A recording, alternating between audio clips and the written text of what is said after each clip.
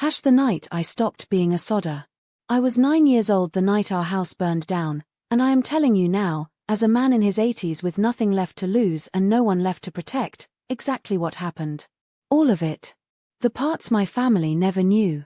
The parts one have carried like a stone in my chest for over 70 years. We had gone to bed late that Christmas Eve. Mama had let us stay up. There were 10 of us children and the house was loud and warm and smelled like food, and Papa was in a good mood, which was not always the case. I shared a room with Maurice and we talked in the dark about what we thought we were getting for Christmas. Maurice was 13 and pretended he was too old to care, but he cared. He always cared. I woke up because someone was in the room with us. Not a family member. A man I had never seen. He put his finger to his lips and he was not unkind about it, but he was not asking. He had Maurice by the arm already and Maurice was awake and very still in the way you go still when you understand something serious is happening. The man gestured for me to follow and I followed because Maurice did not tell me not to, and Maurice was the one I trusted most in the world. There were others in the hall. Martha, Jenny, Betty. All awake. All quiet. All moving toward the back of the house where a door I had never noticed before stood open to the cold. Later I would understand that the door had always been there but had been covered by a wardrobe. Someone had moved the wardrobe. Someone who knew our house. Outside there were 2 cars running with their lights off. I want to be clear about something. The house was not on fire yet when we left it. I heard no crackling, smelled no smoke. The fire came after. I know this because I watched it from the tree line, shaking in the cold in my pajamas, watching the orange light bloom up through the windows of the place I had lived my entire life.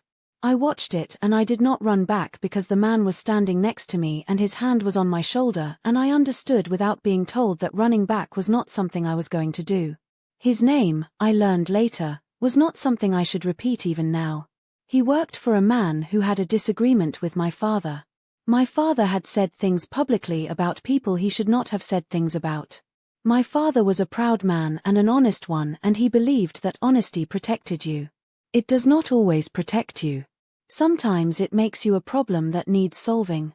The plan, as I came to understand it over the following weeks, was not to hurt us.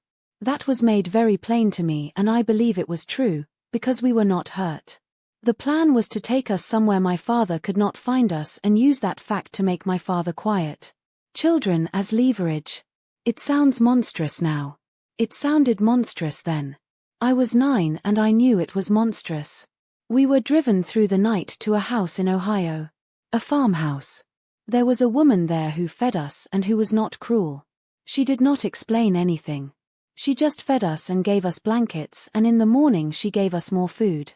Jenny cried for 3 days straight. Betty would not speak. Maurice held it together because Maurice always held it together and I think it destroyed something in him eventually, that constant holding together. After about 2 weeks, a different man came. He sat us down at the kitchen table and he told us that our parents had been told we were alive and safe and would stay that way as long as certain conditions were met. He told us that we were going to be given new names and placed with families and that this was simply how it was going to be. I asked him if we would ever go home. He looked at me for a long time and then he said, "Probably not." I was placed with a family in Pennsylvania. I will not say where. They were not warm people but they were not violent ones. They had lost a son to the war and I think I was a replacement of sorts, which made me feel like a ghost wearing someone else's skin. I went to school. I learned to answer to a different name. I grew up. Maurice ended up in Michigan.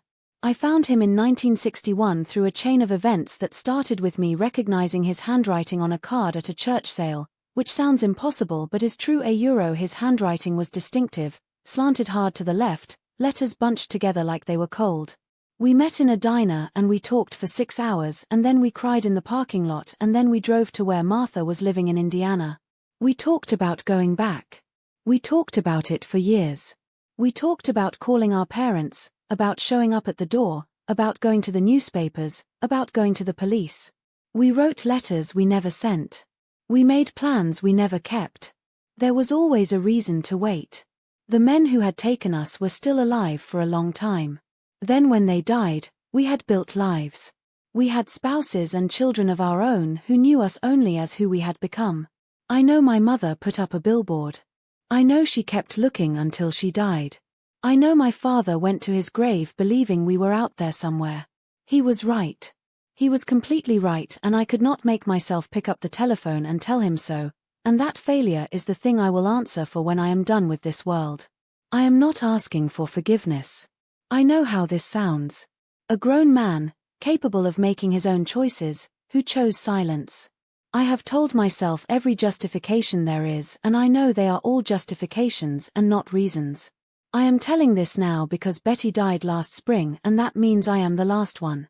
Maurice went in 2019. Martha in 2021. Jenny in 2023.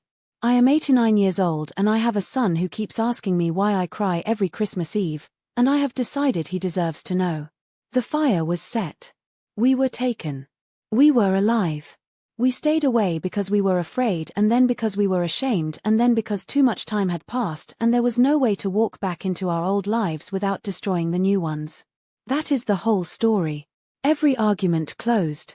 Every door I kept shut for 7 decades. My name was Louis Sodder. I have been someone else for a very long time.